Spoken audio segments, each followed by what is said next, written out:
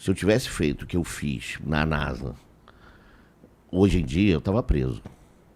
Aliás, esse é um bom ponto. Tem que voltar na história da NASA, não. Tem que começar pela história da NASA, porque ela vai puxar as suas outras, com certeza. Eu tava preso, com certeza absoluta. Hoje em dia, depois do 11 de setembro, depois de tudo, assim, talvez não, talvez sim, talvez não, mas assim, é uma incógnita. Lá, naquele tempo ainda era possível fazer o que fizeram comigo.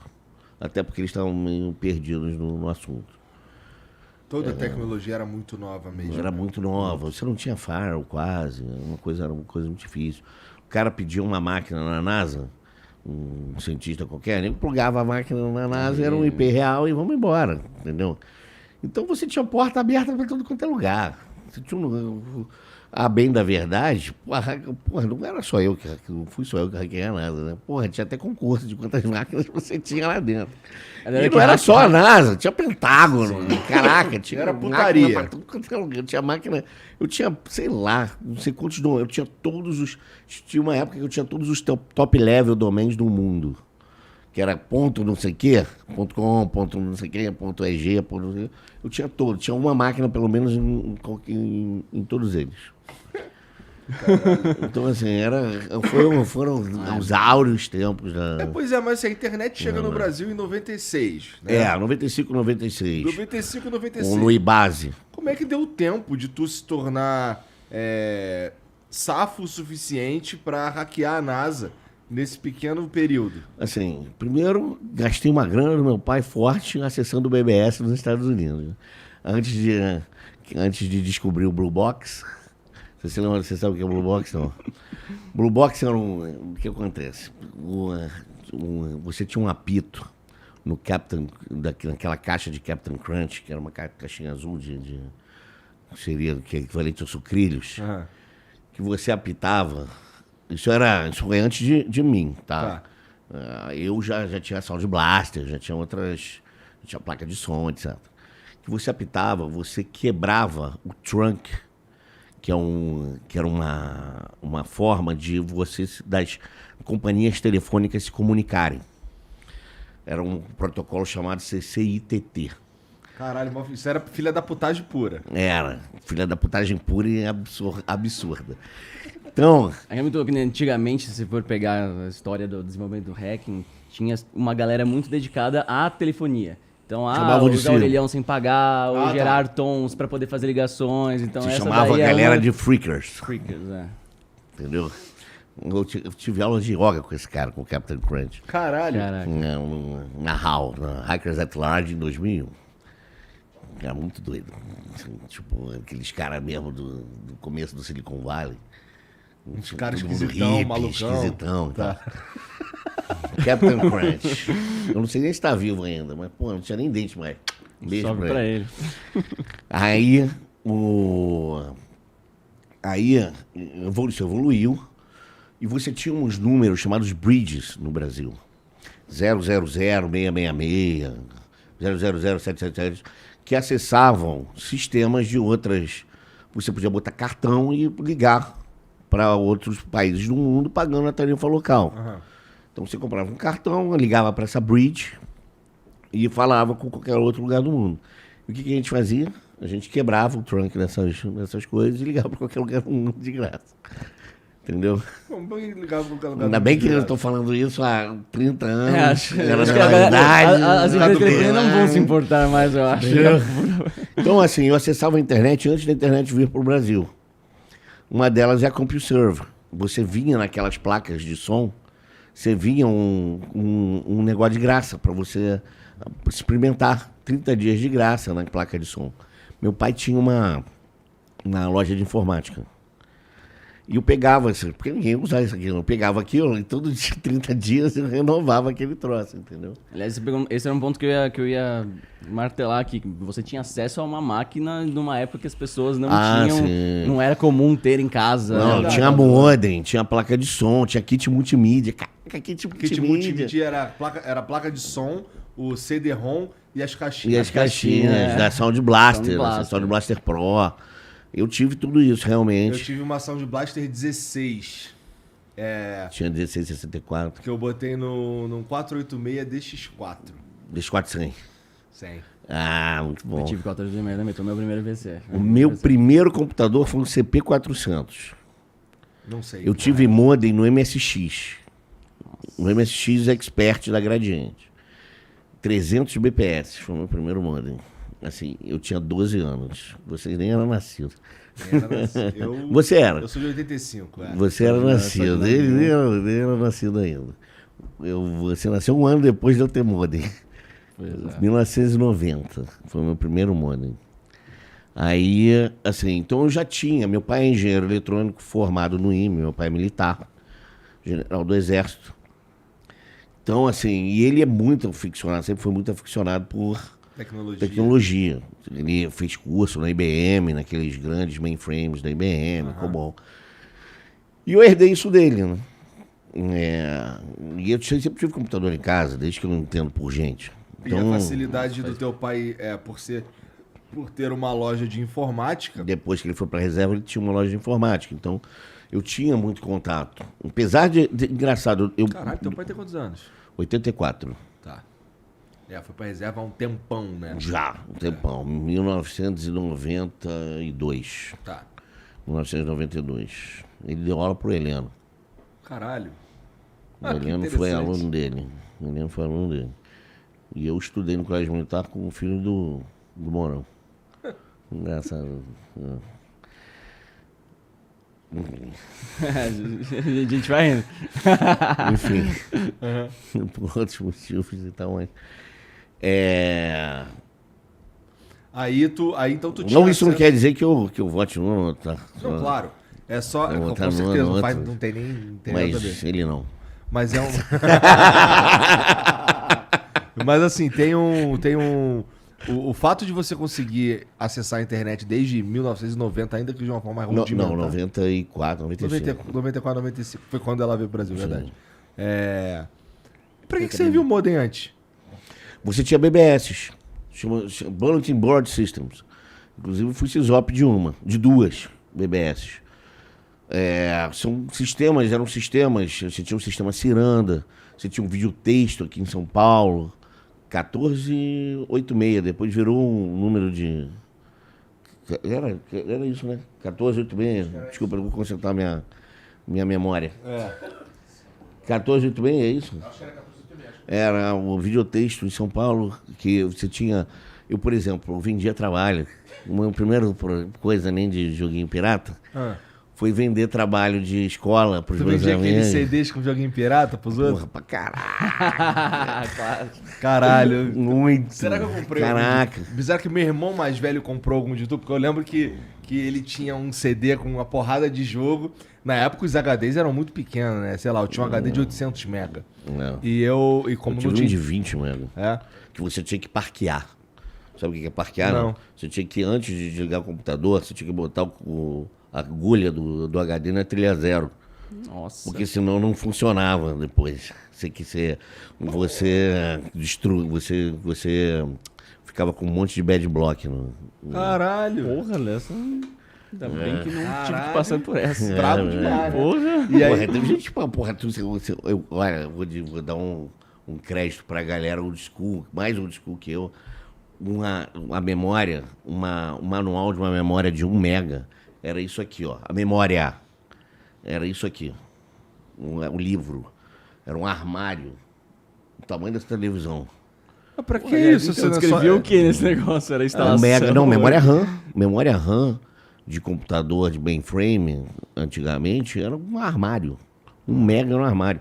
Os HDs você andava de carrinho. Pra cima e pra baixo. Eu peguei isso. Eu peguei CPD com esse troço. Eu já fui na dividida para os microcomputadores.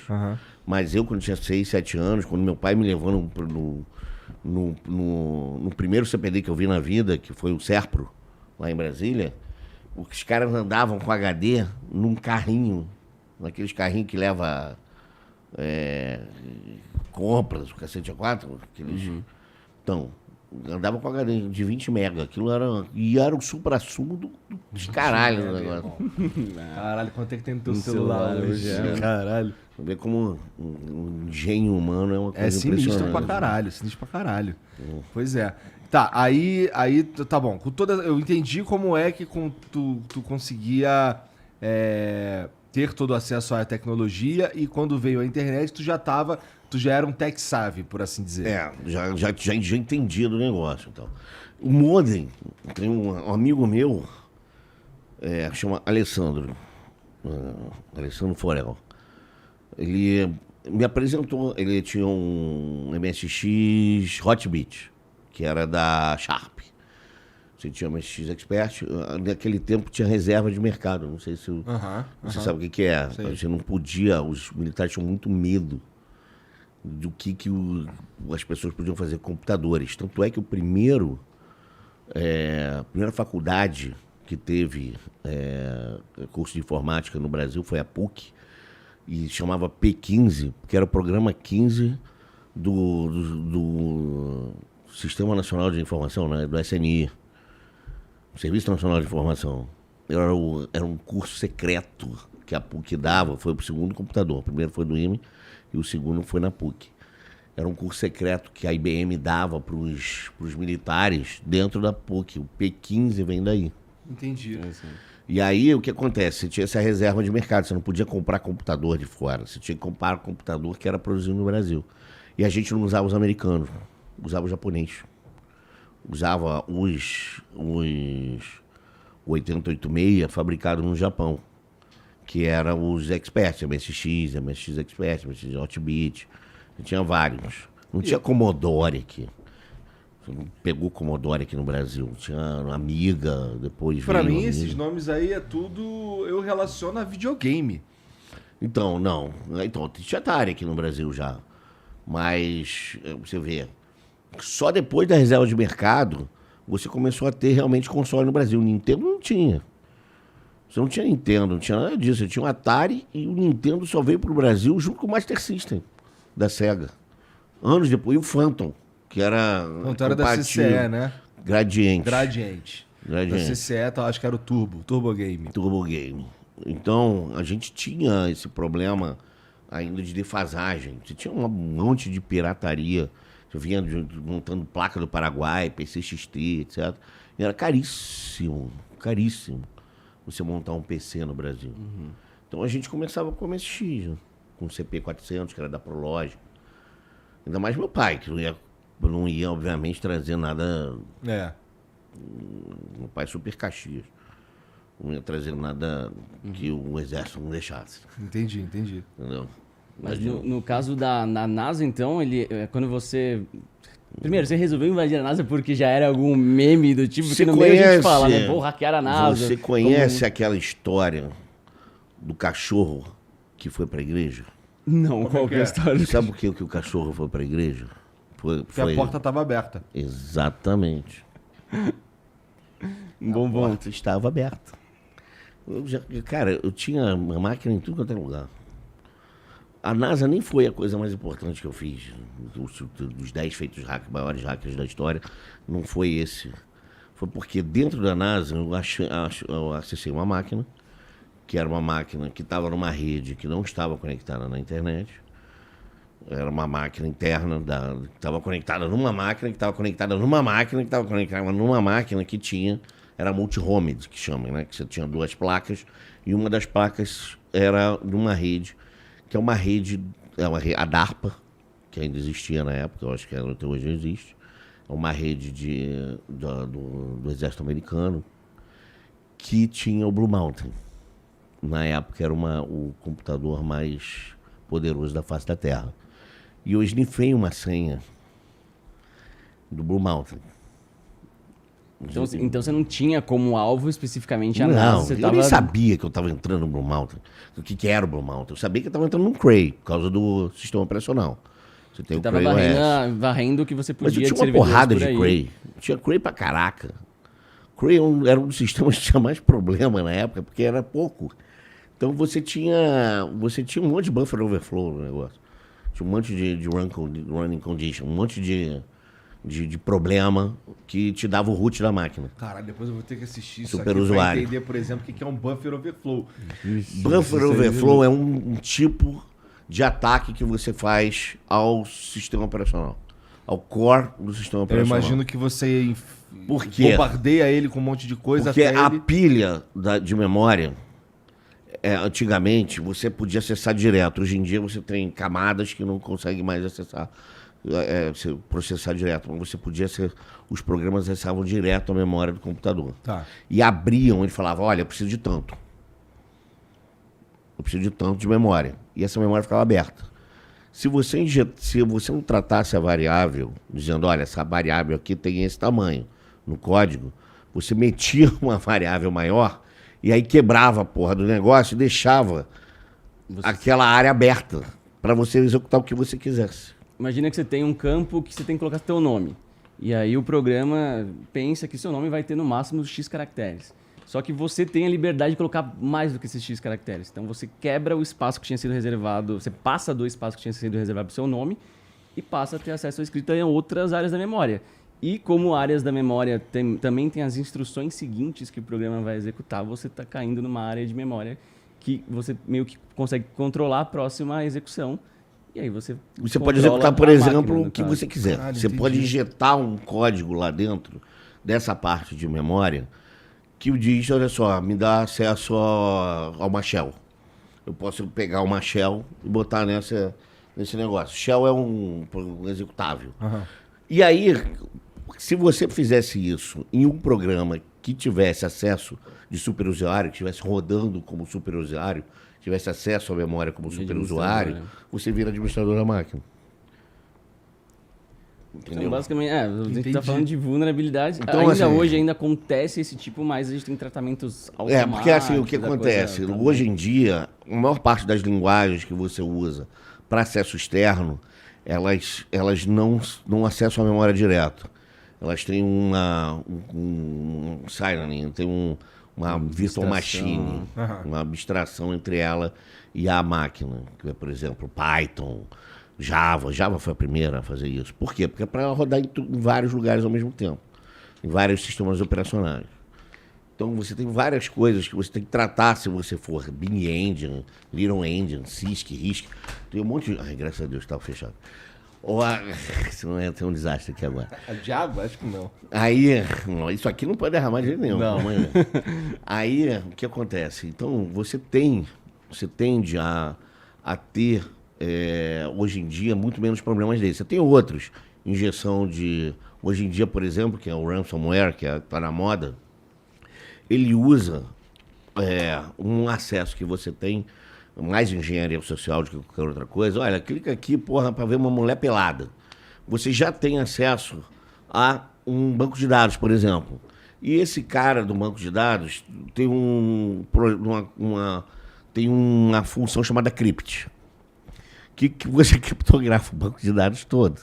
Você pode criptografar a máquina, você pode criptografar o que você quiser. Você já está dentro da rede, entendeu? Então você usa hoje muito engenharia social.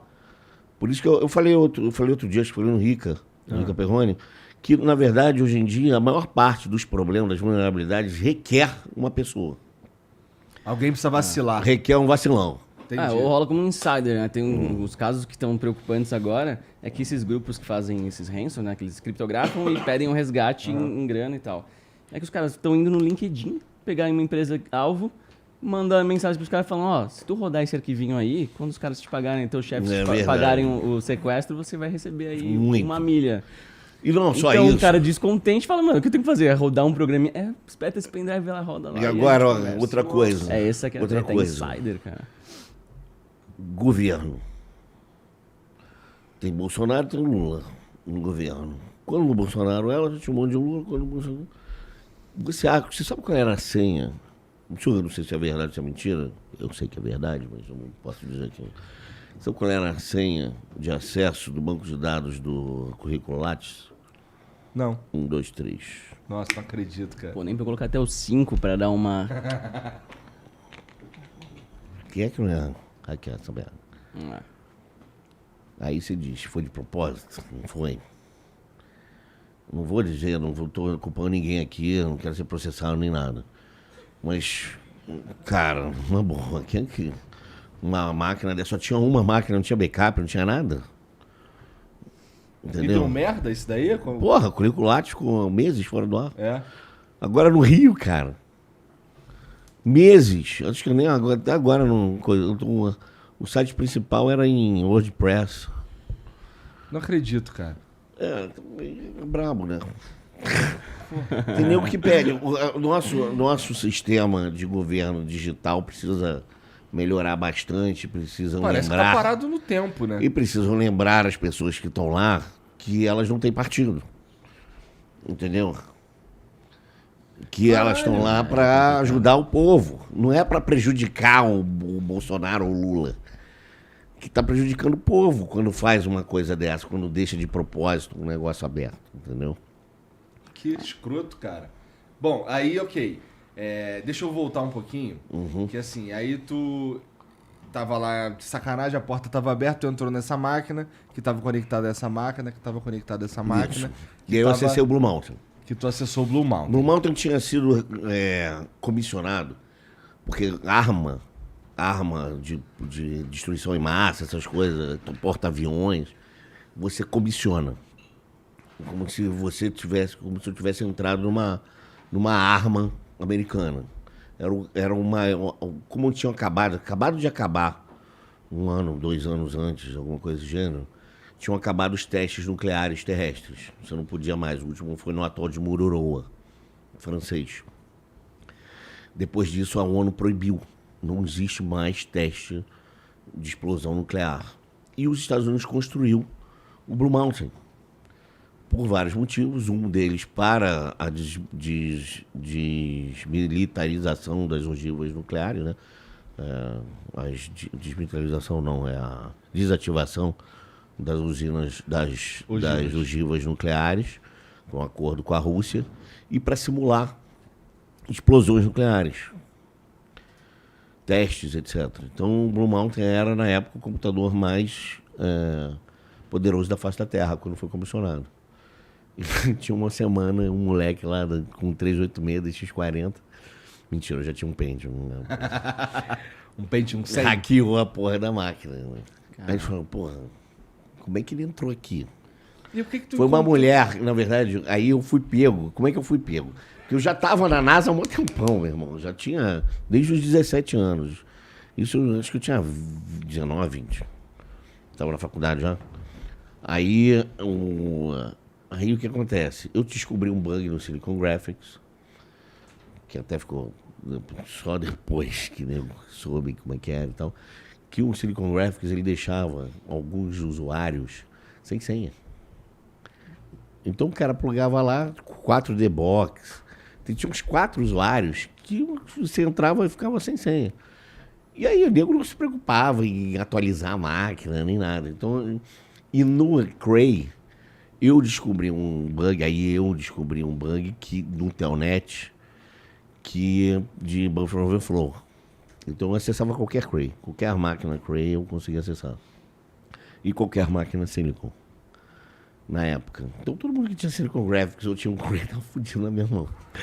Como é que foi a sua reação quando você percebeu que você estava no caso da NASA, no seu primeiro acesso? Você viu que era um server da NASA, que estava rodando teste, o que você fez? Assim, a NASA, eu te juro por Deus, nem foi tão emocionante. Porque eu já tava hackeando uma porrada de coisa, foi no bolo, sabe? Aí, o que acontece? E eu botava o 77 home nas máquinas. De procurar alienígena, exatamente. Porque tinha um concurso de quando, pô, o cara encheu o meu copo de novo aqui. Tá querendo que eu conte as verdades todas aqui agora. Aí, o que acontece? Eu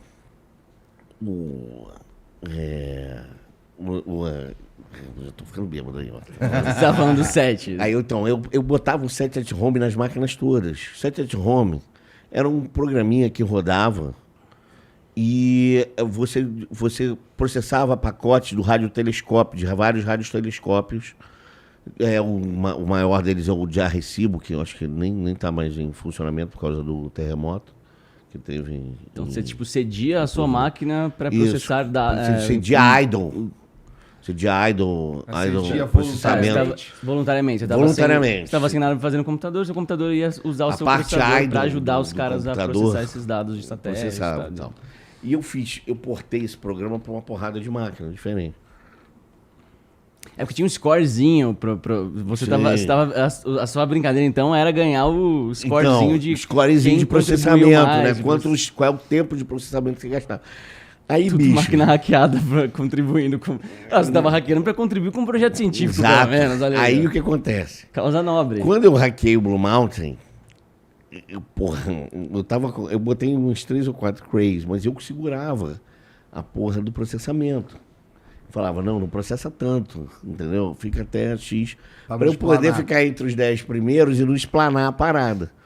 Só que, porra, era o Blue Mountain, sabe qual é? Se eu usasse 25% da porra da CPU, das CPUs do Blue Mountain, já era metade do processamento do planeta Terra. Então, o que aconteceu? Me pegaram. Por quê? Porque tinha a minha ficha toda lá. Aí o cara, o Berkeley, tem um moleque lá no Brasil que tem mais pacote processado do que a IBM. Aí eu falei, porra, isso aqui tá errado, deixa eu ver aqui. Aí, porra, Blue Mountain, porra, porque tinha lá, né, onde vinha, Laboratório de Los Alamos, lanl.gov. Aí o cara, e o Blue Mountain não tava na internet, eu tive que fazer uma, tipo, chama-se pipe, que é botar um túnelzinho para uma outra máquina que essa máquina mandava. E aí, olha, porra, mas você tem lá tinha Mac Address, tinha uma porrada de coisa que identificava que era o Blue Mountain. E tinha a chefe da segurança lá, era uma major da aeronáutica, chamada Kathleen Jackson. Ela falou, puta que pariu, fudeu, essa merda dessa máquina tem que ser comissionada. E aí começaram a ver, né, de onde esse moleque veio, e eles não sabiam. Eles não faziam ideia de como uma máquina tão protegida contra o Blue Mountain foi hackeada por um moleque. Só que o problema é que meu pai é militar. E tem o mesmo nome que eu. Entendeu? E aí o pessoal achou que era um ataque brasileiro às máquinas. Pô, caralho! Nossa. Como é que foi o contato deles? Então, foi primeiro com a BBS, que eu acessava. Por acaso eu trabalhava na BBS, tinha trabalhado, não trabalhava mais. E aí o Júlio Botelho, que era um dos ícones, são os dinossauros da internet brasileira, ele falou, olha, vou ter que falar a verdade pros caras, né? Aí, olha, o nome é Vanderlei Abreu, Vanderlei Abreu, não era Júnior, não tava no negócio. E aí a mulher foi consultar lá quem era Vanderlei Abreu. Militar. General. Meu pai deu aula nos Estados Unidos. Foi aluno e deu aula no corpo sinaleiro de Marines. Aí, pô, cara, em suma, deu uma merda federal, literalmente. E assim, no final das contas, eu ganhei um laissez-passer, um salvo-conduto para ir para os Estados Unidos e explicar o que merda que eu fiz. Né? Aí tu foi lá e explicou a merda que tu fez? Porque eu não ia explicar daqui, né, amigão? Depois eles me davam um persona não grata lá, alguma merda dessa. Acho que eu teria medo de explicar lá também. Assim. Não, foi uma merda, foi merdinha. Eu não fui sozinho. Eu não fui sozinho e foi merdinha, porque os civis, caralho, que cara foda, porra, legal, puta que pariu. Como é que você fez isso? Os militares puto pra caralho. Porra, você devia estar preso, moleque. Você devia estar preso, tem muita sorte. E nunca teve essa pressão, tipo, nunca chegou algum debate pra ver a gente vai prender o cara ou vai trazer? Não pode. Como é que ficou esse... podiam, né? Aí ia ser uma crise diplomática grave, aí é outra coisa. Porque tinha muita gente, aí já tinha... Porque, por mais que pareça que nós somos amiguinhos, no Exército Brasileiro... É o Exército Brasileiro, o Exército Americano, claro. O Exército Americano. Claro. Você acha que não vai querer ganhar uma vantagem em cima dos... Só dois países sabiam como consertar aquela merda. Brasil e Estados Unidos. O resto do mundo não. Mas eles entenderam logo que você estava só sendo moleque, trolando, colocando set... Naquele tempo você não tinha hoje o que a internet é, entendeu? Tem que lembrar que a internet estava começando no mundo. Assim, o Al Gore estava começando a falar de internet comercial e tal. Mas digo, você acha que eles entenderam o seu propósito ali, viram que você estava só zoando? Claro, então. Viram que não... Coisa, e assim, eles não tinham opção, entendeu? Porque eu não ia falar o que eu ia fazer e o outro podia fazer pior. Se eu abrisse a boca... Ia ser pior. Entendeu? Porque eles não tinham ideia de como tinha entrado. Entendeu? Porque eu tinha uma máquina lá na casa do caralho, no Golden Space Flight Center, que é do outro lado dos Estados Unidos, em Maryland, perto de Washington, que estava aberta para o Blue Mountain. Os caras não faziam ideia. Quer dizer, o governo americano é um elefante branco, igual o brasileiro, entendeu? Entendeu? Um maluco lá, um cara de rede lá na casa do caralho, esqueceu a porra da máquina aberta.